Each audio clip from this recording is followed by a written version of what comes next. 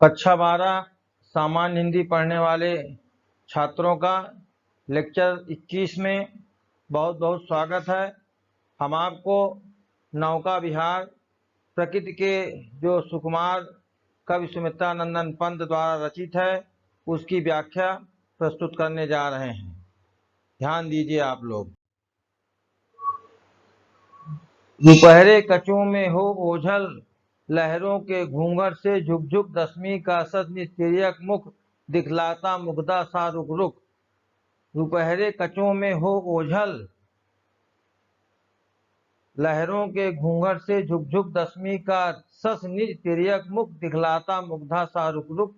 आगे पंत जी ने जब अपनी नाव लेकर के बीच धारा में पहुंचे तो ऐसा प्रतीत हो रहा था उस समय कि मानो जैसे गंगा रूपी नायिका अपने दोपहरे बालों में जो है अपने मुख को छिपा रही हो। लहरों के घूंघट से झुक-झुक मानो जैसे लहर रूपी घूंघट में से दसवीं का जो चंद्रमा होता है उसी के समान ऐसे गंगा रूपी नायिका वो घूंघट से अपने तिरछे मुख को मुग्धा नायिका के समान रह रह करके दिखला रही है।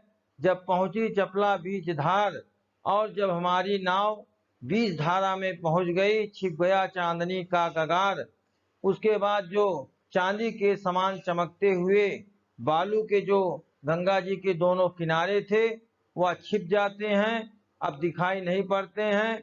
अब वो कैसे प्रतीत हो रहे हैं?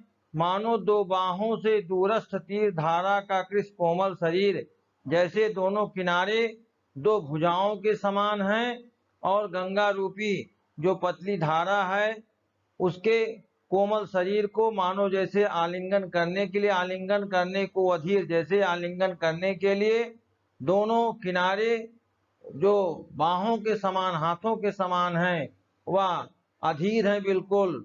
अति दूर क्षितिज पर बिटप माल लगती भूरेखा सी अराल, और दूर क्षितिज पर जहाँ धरती और आकाश मिलते हुए दिखाई पड़ रहे हैं वहां पर जो दूर वृक्ष की पंक्तियां का छाया बिंब गंगा जल में दिखाई पड़ रहा है।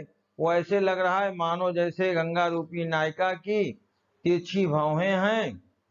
अपलक नभ नीला नयन विशाल, और जो नीला आकाश है वही उसके जो है नेत्र हैं बड़े बड़े, जो बिल्कुल अटूट दृष्टि से मानो जैसे गंगा की ओर देख रहे हैं। माँ के उर पर शिष्या समीप, और कुछ और आगे जब हमारी नाव बढ़ती है तो एक छोटा सा जल के मध्य में एक द्वीप दिखाई देता है। उसे देख करके कवि सुमित्रा नंदन पंत जी कह रहे हैं कि माँ के उर पर शिष्या समीप, मानो जैसे माँ के वक्षस्थल पर एक छोटा सा बच्चा सोया धारा में एक दीप, जैसे कोई धारा के मध्य में एक छोटा सा बच्चा अपने हृदय माँ के हृदय पर जैसे लेटा रहता है, इसी प्रकार से वह दीप दिखाई पड़ रहा है। उर्मित प्रवाह को कर प्रतीप, वो बार बार अपने पैरों से लहरें जो टकरा करके द्वीप से लौट रही हैं तो ऐसा लग रहा है मानो जैसे बच्चा बार बार अपने पैरों से मार करके लहरों को वापिस कर दे रहा है। वह कौन विहग क्या विकल कोक, और आकाश में उड़ता हुआ जो रात्रि में पक्षी है वो कौन है? क्या वो कोक नाम का पक्षी है जो अपनी कोकी के लिए इतना आकुल व्याकुल है? उड़ता हरने निज विरह सुख, अपने ही छाया बिंब को, छाया की कोकी को बिलोक, अपने ही छाया बिंब को देख करके उसे ऐसा प्रतीत होता है मानो जैसे उसकी चकवी हो, और उसे देख करके वह ऐसा लग रहा है मानो जैसे अपने विरह शोक को कम करना चाहता हो। पतवार घुमा अप्रतुल भार, हमने पतवार के माध्यम से नाव को घुमाना चाहा और नाव हल्की थी, नौका घूमी विपरीत धार, और हमारी नौका विपरीत धारा में घूम जाती है। डांडों के चल करतर प्रसार, हमने डांड चलाना शुरू कर दिया, और भर भर मुक्ता फल फेन स्फार, और धारा के विरुद्ध नाव चलने से बहुत सारे बुल्ले हो रहे थे, जो मोतियों, मानो ऐसा लग रहा था जैसे मोतियों का हार पूरे जल में बिखेर दिया गया हो। बिखराती जल में तार हार, मानो जैसे मोती का हार जो है गंगा के जल में पूरी तरह से बिखेर दिया गया हो, वही दिखाई पड़ रहे थे इस समय।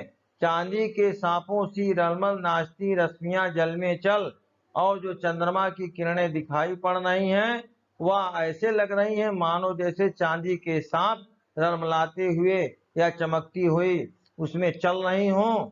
रेखाओं से खिंचती तरल सरल, वह रेखाओं से खिंची हुई सरल और तरल रूप में दिखाई पड़ रही हैं। लहरों की लतिकाओं में खिल सौ सौ सच सौ सौ उड झिलमिल, और जब बहुत सारी लहरें उठने लगती हैं तो मानो जैसे लहर रूपी लता है और उसमें सौ सौ चंद्रमा और सौ सौ तारे रूपी पुष्प खिले हुए हैं। फैले फूले जल में फेनिल, उस फेना युक्त जल में इस प्रकार से खिले हुए फूल फैले हुए दिखाई पड़ रहे हैं। अब उथला सरिता का प्रवाह, और फिर थोड़ा नदी का जो उथला भाग था, जहाँ पर धारा थोड़ा कम थी, वहाँ पर हमारी नाव पहुँचती है। तो लग्गी से ले ले सहज था, हमने बांस से जो है गहराई को नापा, कितना गहरा यहाँ स्थान है। हम बड़े घाट को सोहत्साह और उत्साह पूर्वक जब हमें गहराई की था का पता लग गया, तो हमने उत्साह पूर्वक घाट की ओर अपनी नाव को बढ़ाना प्रारंभ कर दिया। धन्यवाद प्यारे बच्चों, हिंदी ज्ञान चैनल को सब्सक्राइब करना आप न भूलें। अगले लेक्चर में हम नौका विहार की अगली पंक्तियों की व्याख्या आपके सामने प्रस्तुत करेंगे।